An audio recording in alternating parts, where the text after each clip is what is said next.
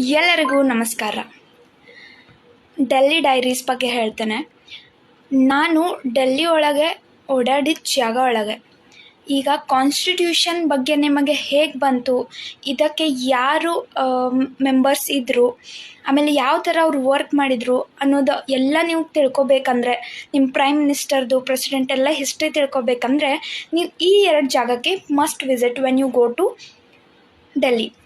One is Rashtrapati Bhavan ಮ್ಯೂಸಿಯಮಿಗೆ ನೀವು online ticket ತೊಗೋಬೋದು. 50 rupees ಅಷ್ಟೇ ಇದೆ.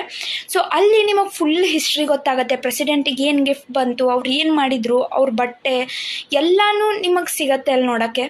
Coming to second, that is PM ಸಂಗ್ರಹಾಲಯ.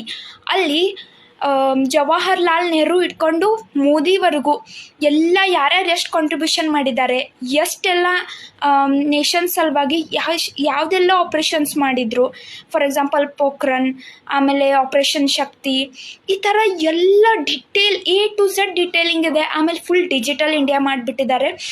ಫುಲ್ ಡಿಜಿಟಲಿ ಅವೈಲೇಬಲ್ ಇದೆ. ನೀವು ಸ್ವೈಪ್ ಮಾಡಿ ಅಲ್ಲೆಲ್ಲ ನೋಡ್ಬೋದು. ಮತ್ತು ಆಡಿಯೋ ಆ್ಯಪ್ ಇದೆ.